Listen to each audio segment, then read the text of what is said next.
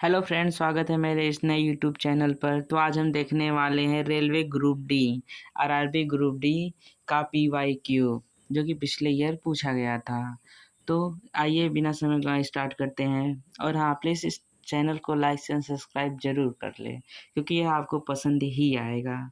Okay, तो question first क्या कह रहा है, निम्न में से कौन सा ऊतक वृक्क नलिकाओं यानी कि किडनी ट्यूब्यूल्स की भित्तियों का निर्माण करता है? तो इसका सही आंसर है उपकला ऊतक।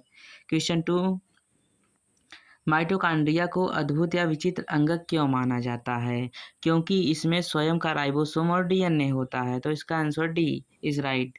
क्वेश्चन थर्ड है, जीव विज्ञान की कौन सी शाखा वंशानुक्रम पैटर्न के अध्ययन पर केंद्रित है? तो इसका आंसर हम लगा सकते हैं सी, क्योंकि जेनेटिक्स जो होती है, अनुवांशिकी जो होती है, उस पर आधारित है। तो क्वेश्चन नंबर 4 जो है, मानव शरीर की सबसे बड़ी ग्रंथि कौन सी है? आप लोग भी जानते हैं मानव शरीर की सबसे बड़ी ग्रंथि जो है वो यकृत है, लीवर। लीवर को सबसे बड़ी ग्रंथि कहा जाता है। क्वेश्चन 5, पत्तियों का हरा रंग किस वर्ण की उपस्थिति के कारण होता है?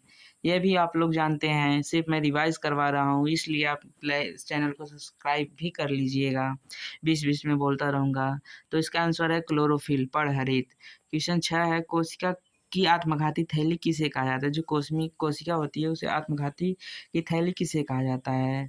तो कोशिका को आत्मघाती की थैली कहा जाता है लाइसोसोम को। कोशिका की आत्मघाती, क्योंकि इसमें ऐसे एंजाइम पाए जाते हैं जो कि उसे नष्ट कर सकते हैं, पचा सकते हैं।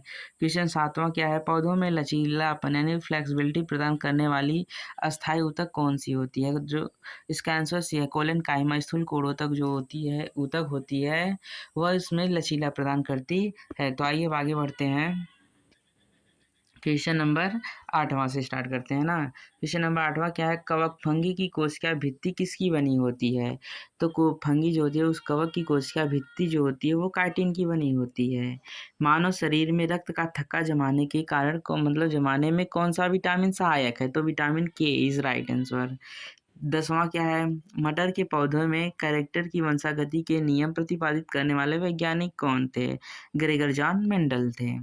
11वां, इंसुलिन हार्मोन का स्राव मानव शरीर में किस अंग से होता है? तो आप लोग जानते भी हैं, इंसुलिन जो होता है वो 2 प्रकार के होते हैं, एक बीटा होता है, एक अल्फा होता है। तो इसका हम आंसर देखेंगे, ज़्यादा नहीं भटकते हैं। इंसुलिन हार्मोन का स्राव मानव शरीर के किस अंग से होता है? तो इसका आंसर है अग्नाशय से होता है।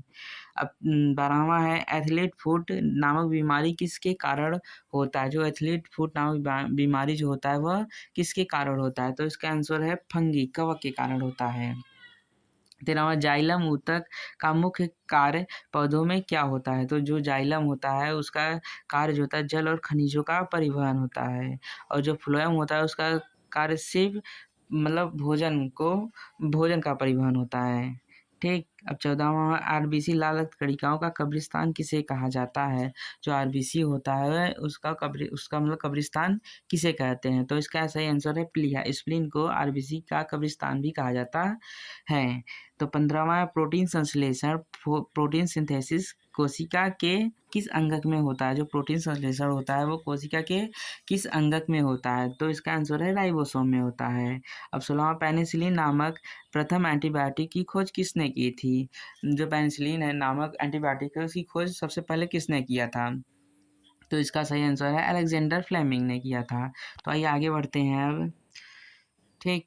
17वां क्वेश्चन, घेंघा रोग किसकी कमी के कारण होता है? तो आप लोग सभी लोग जानते हैं घेंघा रोग जो होता है वो आयोडीन की कमी के कारण होता है। 18वां, कोशिका के केंद्र की खोज सबसे पहले किसने की थी? कोशिका के केंद्रक की खोज, कोशिका की खोज नहीं इसमें पूछा गया, इसमें पूछा गया है कोशिका के केंद्रक की खोज किसने की थी? तो सबसे पहले कोशिका के केंद्र की खोज रॉबर्ट ब्राउन ने किया था। तो 19वां क्वेश्चन, मानव शरीर में कुल कितनी पसलियाँ पाई जाती है? इसमें रिब्स पूछ रहा है, जो छाती के मतलब हड्डियाँ होती हैं रिब्स, वो पूछ रहा है इसमें। तो इसमें आंसर 24 पसलियाँ होती है, 24 पसलियाँ होती है। ठीक। अब सिट्रस कैंसर पौधों मतलब कैंकर, सिट्रस कैंकर पौधों में होने वाला एक प्रसिद्ध रोग है, यह किसके कारण होता है? तो इसका आंसर आप लोग बताएंगे। ठीक। और प्लीज़ इस चैनल को लाइक शेयर सब्सक्राइब जरूर कर दें, और कमेंट में इसका आंसर बताना मत भूलिएगा। ओके, धन्यवाद।